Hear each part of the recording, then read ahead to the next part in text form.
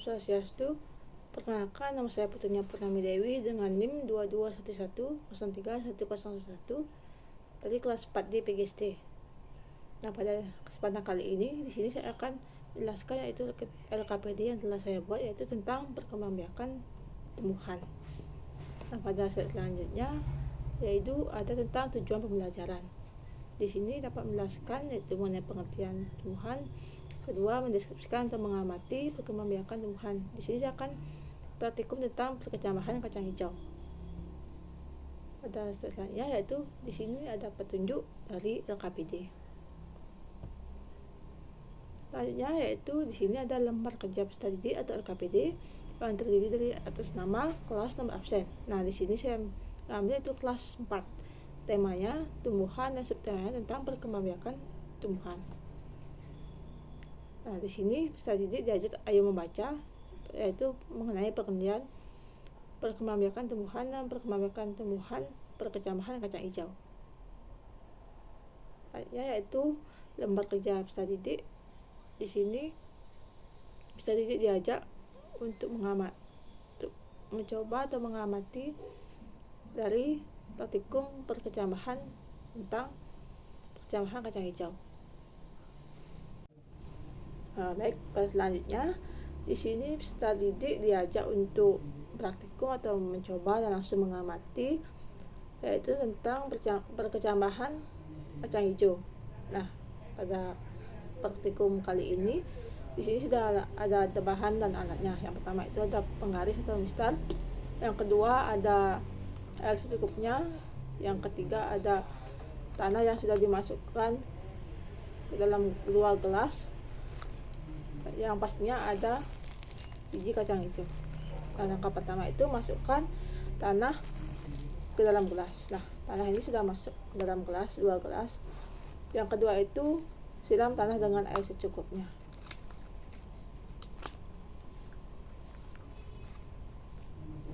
Langkah yang ketiga, letakkan 5 biji kacang hijau secukupnya saja dalam 2 gelas.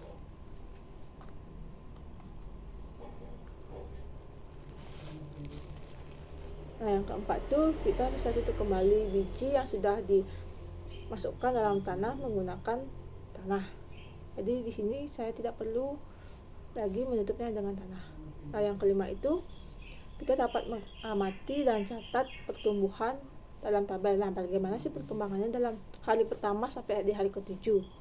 Yang keenam itu di sini tulis hasil pengamatan dalam tabel selama 7 hari.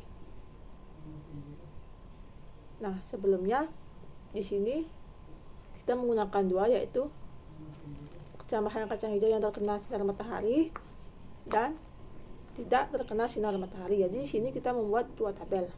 Nah, selanjutnya letakkan gelas aqua yang satu di bawah sinar matahari dan gelas aqua 2 yang tidak terkena sinar matahari.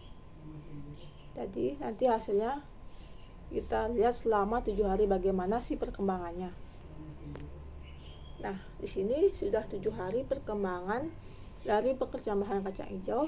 Di sini saya akan menampilkan hasil dari perkembangannya selama 7 hari yang terkena sinar matahari dan tidak terkena sinar matahari. Nah, yang untuk terkena sinar matahari yaitu ini pertumbuhannya. Yang gini tuh daunnya agak berwarna hijau dan juga batangnya di sini ada yang berwarna agak keunguan. Di sini nanti kita tulis hasil selama 7 hari yang pada tabel tersebut yang terkena sinar matahari. Ini perbedaannya. Yang kedua, yang tidak terkena sinar matahari atau berada di dalam ruangan, perkembangannya seperti ini. Agak sedikit layu. Dan juga tingginya menjauhi dari yang terkena sinar matahari. Ini daunnya agak warna hijau muda dan juga batangnya ini berwarna hijau hijau muda juga, tidak ada yang berwarna agak keunguan di batang yang terkena sinar matahari.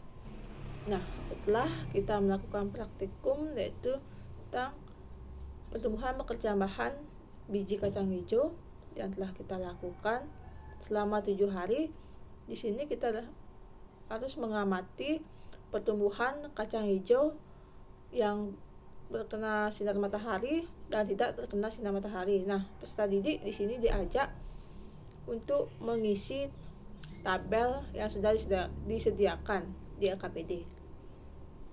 Baik, sekian penjelasan dari saya tentang lembar kerja peserta didik, yaitu tentang perkembangbiakan tumbuhan.